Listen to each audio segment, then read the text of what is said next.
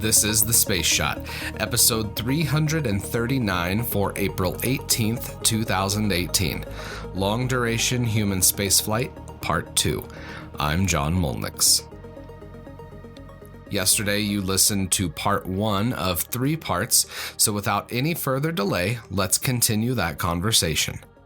Megan, you had mentioned that I think it was you, Megan, that you do a lot of work with exercise. Is that correct? Correct. So that has a lot to do with, bone density, with how muscles change and, how they get fatigued in zero G. What are some of the things that can be done on the station to help combat the loss of, bone density, of muscle mass? I know the astronauts work out quite a bit. Can you give us a little bit more detail on that? Sure, I'd love to. So our astronauts, first of all, exercise is our primary countermeasure against changes in cardiovascular fitness and changes in muscle strength and size and changes in bone health. So the astronauts exercise every day and sometimes multiple times a day. And they have a whole suite of exercise countermeasures on the ISS. So we have a treadmill, which is called the T2. We have a cycle ergometer, and we call that the CVIS. And then we have the Advanced Resistance Exercise Device, and that is called the ARED. So each one of these are designed to mimic exercise in 1G as much as possible, because we know that gravity is a really important part of exercise. Well, and for the station, a lot of those, it sounds like there has to be a little bit of impact to simulate that gravity environment. How does the station, I know there's a lot of really fine-tuned instruments up there. How do you keep the exercise equipment from interfering with the other functions, the other experiments that are going on the station? So everything that happens on the ISS is extremely well planned and organized. So we don't have more than one crew member exercising on any one device at a time. And there's people where their exact job is to make sure that exercise doesn't interfere with other activities or other tests that are going on. So sometimes an astronaut is participating in a study where they're not allowed to exercise 24 hours or 10 hours or 12 hours before that event. So a scheduler makes sure that that's not going on. We also schedule around sleep and around meals. So exercise can't happen within a certain number of hours of waking up and falling asleep. And then obviously you don't really want someone eating right next to you while you're exercising. So they're very careful at how they schedule those events. And with the ISS, something that is quite different from what we will have in future missions on Orion is there is a lot of space on ISS. There's a lot of space to have these different kinds of exercise equipment. ARED is really big. It takes up a lot of space. Those are not, we will not have that kind of space on Orion. Orion is very small, and so a person exercising on Orion is pretty much going to be taking up a lot of the volume, and the other crew members aren't going to be able to do a whole lot. So that's going to be a new consideration for future long duration missions. So the type of exercises you could do on Orion, then, is that going to look something more like, did they do anything during the Apollo days then for that? So in the exercise group, one of our primary objectives going forward is evaluating these small exercise devices that are specifically designed for exploration. And like Chelsea said, we're going to go from a whole nice suite of 3 great exercise countermeasure devices to everything into a small box that will have to perform resistance and aerobic exercise. So that is very challenging. And then just to add on to what Chelsea said, another big challenge is that there is not room to exercise. So literally everyone else is going to have to watch the person exercise rather than go about and do other things. So it's going to be a big scheduling problem, and we're probably going to have to change the type of exercise, the type of prescriptions that we give our crew members, and figure out how to make those more efficient and more appealing to people that are not exercising at that given time. So that's really interesting that you mentioned that, because the station, it's a pretty big complex in terms of like just the amount of cubic feet that astronauts have to move around in. So I'm interested to see what exactly happens with that, the little exercise box, as it were. So are we. So hopefully, actually, this summer we are going to get a couple into our lab, and we're going to get to check them out and see how well they work. Very cool. So, it's not just exercise that we have to worry about for long duration space flight. It's also radiation. Can any of you talk a little bit about the effects of radiation on long duration space flight, both in low Earth orbit, lunar gateway, and then beyond to Mars? Well, I don't think any of us are particularly experts in the radiation area, okay, but I'll take a crack at it. So the biggest thing to keep in mind for that right now, our current spaceflight experience has been largely in low Earth orbit, which is still really quite protected by the Earth's magnetic field as far as any of the galactic cosmic ray radiation. We still get, obviously some of the solar particle events.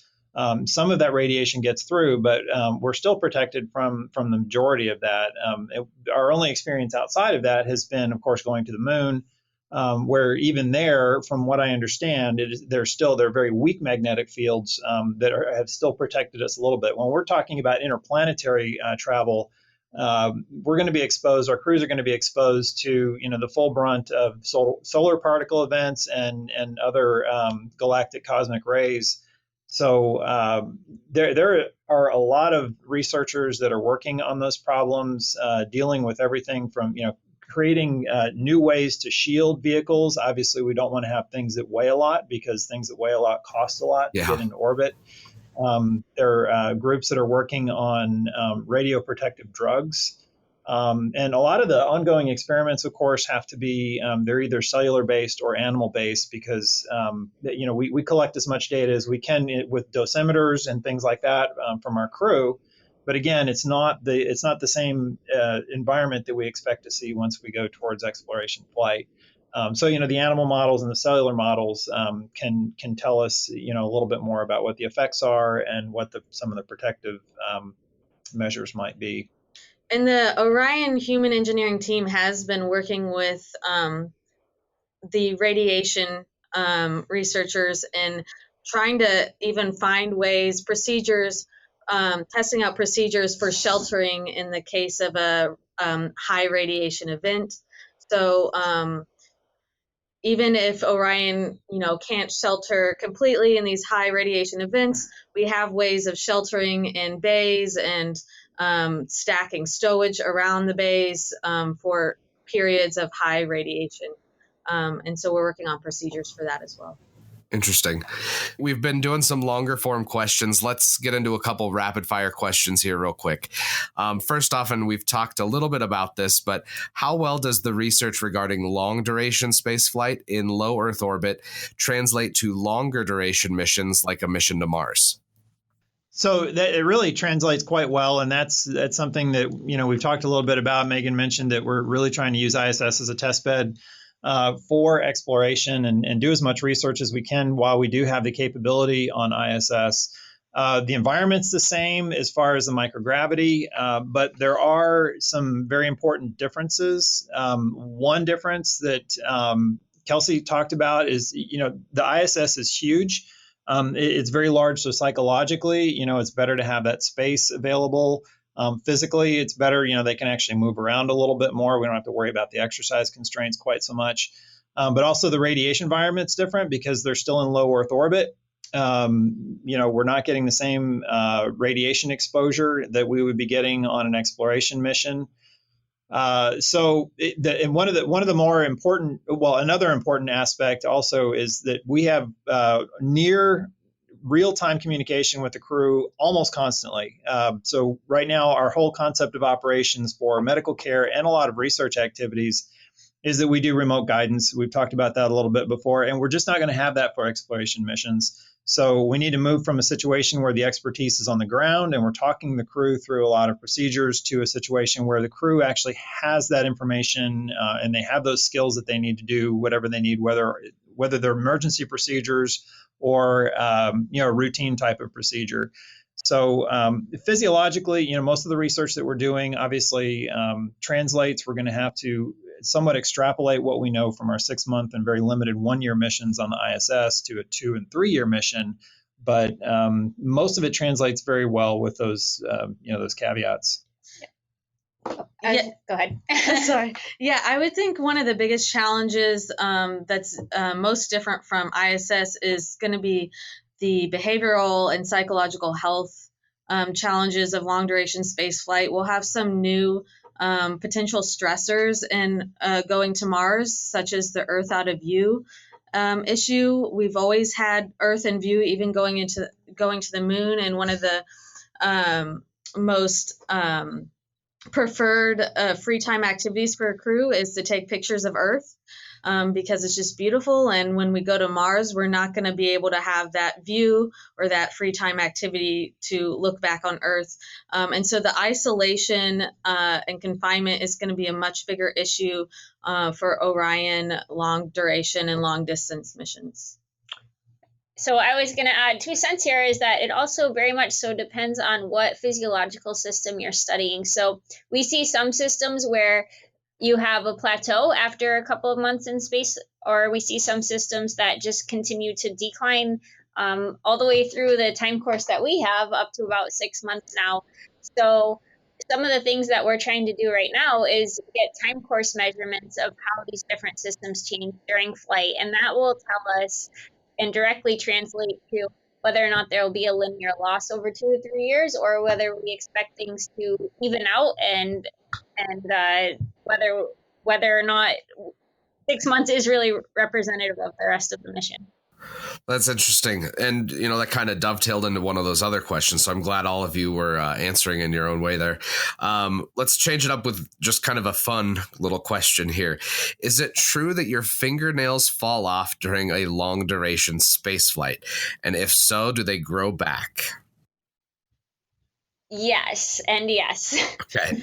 But it's less about the microgravity and more about the gloves on EVAs. Okay. Right. Crew members whose fingernails fall off practicing EVAs doing neutral buoyancy lab runs too. Interesting. So that's something that I read. I think it was in an oral history for one of the Apollo missions, but just the gloves, like every time you would move your hand, that glove, your fingernails just jam the back of it, no matter how short, or the tip of the glove, no matter how short you keep your nails trimmed. So it's not just in space, then it's also during, practicing on the ground in the neutral buoyancy lab then. Right. It's a training. So one of the things that I've heard it compared to, and I meant to look up the inflation pressures, but I've heard it compared to actually trying to move your hand or move your body while inside an inflated basketball, because I think the pressures are similar. The suit pressure is typically about 4.5 psi, and a basketball, I don't know, I guess it's between 4 to 10 psi anyway. So it kind of gives you an idea of fighting every time they have to move. That's why it's so exhausting to do EVA. See, I never really looked at it in that way. That's an insane amount of pressure to be fighting against almost. Yeah, it is. How does that then, Megan, you're kind of the EVA expert here for everybody today. How does that, what does that type of challenge look like, say, if astronauts are, on a deep space mission and they have to do an unplanned EVA? How are you able to plan for something like that, where they're doing something that, they might not have even ever had to think they were going to be repairing? Right. So actually, all of our EVAs, even the ones that are unplanned, are very well rehearsed and practiced prior to spaceflight. So even if the astronaut doesn't know that they're going to do an EVA, there are a lot of practice runs that are done in the neutral buoyancy laboratory where they go out and they practice just doing things that we know might break, or fixing things, or turning screws, or replacing panels. So believe it or not, EVAs are actually very well rehearsed and well scripted right now for the ISS. And the reason that we can do that is because the ISS was man-made. We know every single square inch of the ISS. And even if the EVA isn't planned, we have ground-based expertise that can walk someone through an EVA with real-time communication, like Doug was saying. But you do bring up a really good point in that as we go to exploration EVAs, we're not going to have that ground-based experience, and we're probably going to have communication delays. So that is going to require our crew members to be much more autonomous and make decisions on their own. And that really draws in a lot of what Chelsea was saying about making sure that the crew are functioning very highly on a cognitive level, and that they can make good decisions and they can plan their own DBAs. And that's one of the things it's kind of glamorized. And I don't know if any of you watch The Expanse, one of my favorite shows on TV right now. But it's just, when they go out and they do something, it's almost as if there's no thought given to any of that. So it's interesting to know that even if something is not planned, there's still tons of work that goes into planning something that we might think breaks. So that's interesting to know. Tomorrow, we finish up our 3-part series.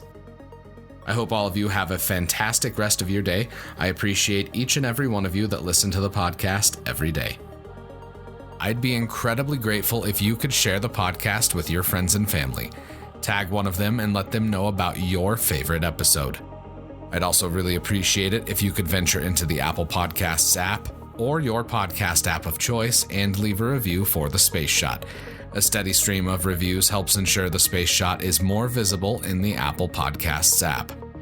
As always, the show notes have more information on today's episode. You can hit me up on Instagram and Twitter. Find me at John Molnix. I'm always up to chat. You can also connect with me on Facebook. Just search The Space Shot or check out the links in the show notes and you'll find me. I'm John Molnix, and I'll catch you on the flip side.